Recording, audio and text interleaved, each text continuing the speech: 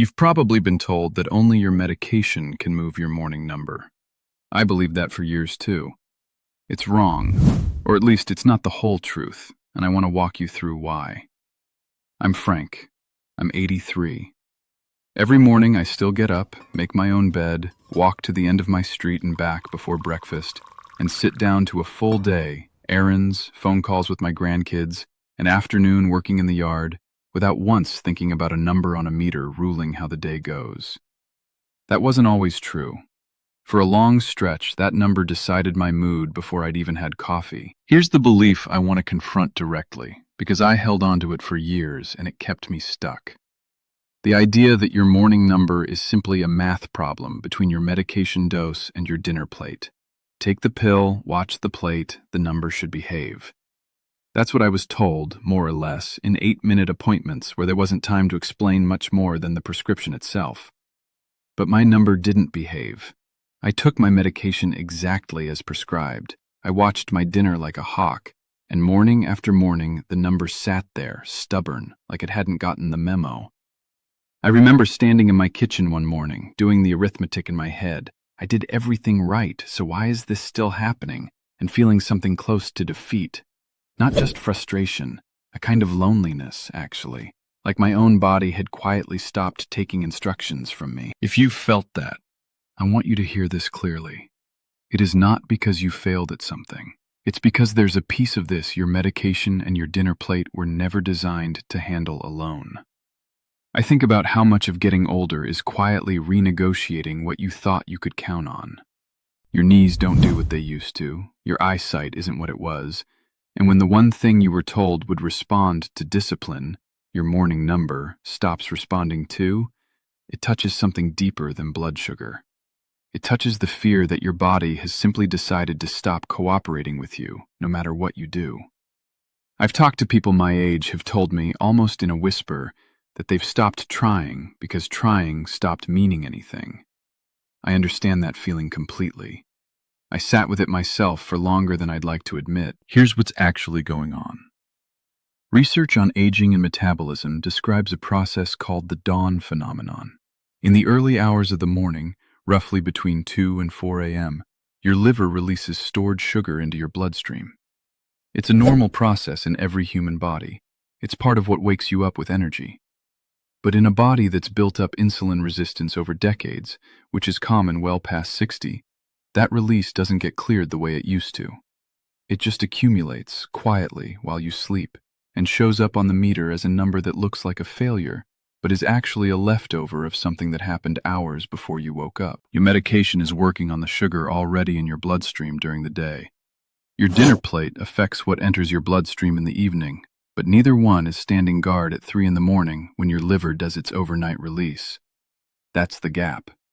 And it's a gap I didn't know existed until I started paying closer attention to what actually happens overnight, not just at meals. There's a specific window in that overnight process, the few hours right before you fall asleep, that turns out to matter more than almost anything you do at the dinner table itself. And once I understood what was happening in that window, everything about how I approached the evening changed. You do everything right. You eat clean, you take your pills, and the next morning that number is still too high. I know that frustration. I lived it for years. They never tell you about the morning rise, your sugar climbing while you sleep, no matter what you did the day before. You wake up, you test, and it feels like the work didn't count, like you're stuck depending on more and getting nowhere. I was done feeling powerless. I didn't want to throw out my doctor's plan. I wanted something natural and simple I could add to it, something that finally moved that morning number. I'll walk you through what changed it for me, and the natural support I add every day is in the free presentation linked below. The one natural thing I started adding at night, always alongside what my doctor already had me doing, was a small serving of a slow-digesting protein before bed, something like a small bowl of plain cottage cheese or a handful of nuts with it. Nothing dramatic, no powders, no pills, nothing expensive. Here's why it matters, and the mechanism is worth understanding rather than just trusting. Research on nighttime protein intake has documented that certain proteins, casein, the kind found in dairy like cottage cheese, being one of the most studied, digest slowly over several hours rather than spiking and dropping quickly. That slow, steady release of amino acids through the night keeps your body in a more fed state during the exact window when the liver would otherwise ramp up its own sugar release to compensate for what it perceives as a long overnight fast. In simple terms, give your body a small, steady trickle of fuel through the night, and it has less reason to dump a large release of stored sugar on its own. I want to be clear about something, because I don't want you thinking one bowl of cottage cheese undoes decades of this pattern. It doesn't work in isolation. It works as part of a small system, and I learned this the hard way after trying the protein alone for weeks with only modest results. The second piece is movement, and it surprised me how much it mattered. A short walk after dinner, 10, maybe 15 minutes, nothing strenuous, pulls glucose out of your bloodstream through your muscles using a pathway called GLUT4 that works independently of insulin. That means even if your body's insulin response is sluggish, movement itself can still clear sugar. Less sugar sitting around at bedtime means less material for the liver's overnight release to pile onto. The third piece is your bedroom itself, specifically the temperature. Research connecting sleep quality to blood sugar regulation has found that a cooler sleeping environment supports deeper, less fragmented sleep. And fragmented sleep is associated with elevated overnight cortisol, the stress hormone that helps trigger that liver release in the first place. I started keeping my room a few degrees cooler at night, nothing extreme, and noticed my sleep itself changed before the number did. There's a fourth piece I almost didn't mention because it sounds too ordinary to matter. But research on hydration and blood sugar concentration has noted something worth knowing. When you're even mildly dehydrated overnight, your blood sugar reading can run higher simply because there's less fluid to dilute it in, independent of anything your liver is doing. I keep a small glass of water on my nightstand now and drink it if I wake up in the night, which I sometimes do at my age anyway. It's a small thing, but it costs nothing and it closes one more gap. Protein before bed, a short walk after dinner, a cooler room, attention to hydration through the night.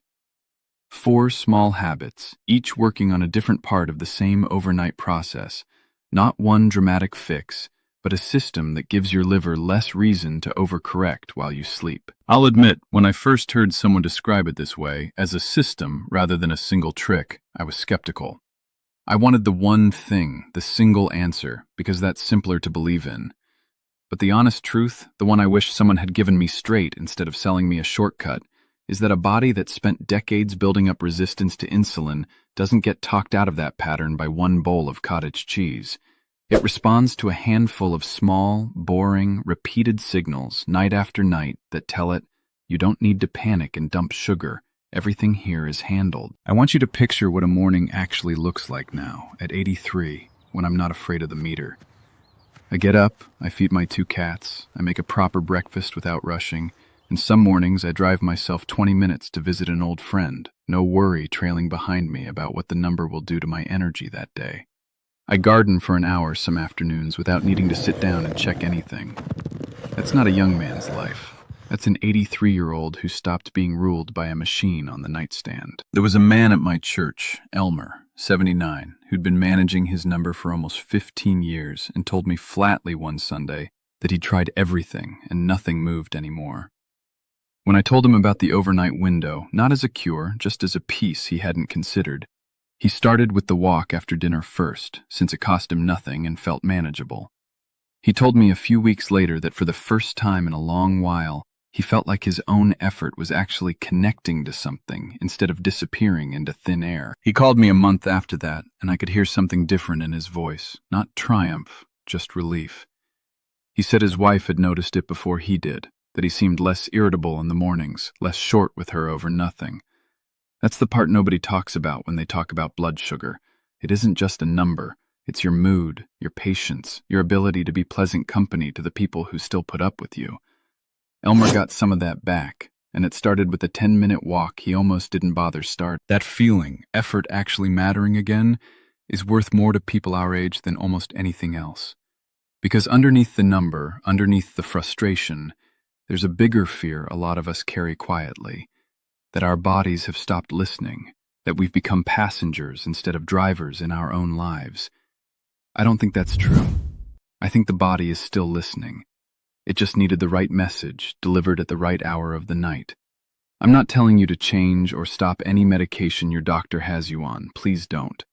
What I am telling you is that there's a window of the day your treatment plan was never designed to cover alone, and there are natural, inexpensive ways to support your body through it, working alongside your doctor, never instead of your doctor. If you watched this whole thing, you're not the type who gives up.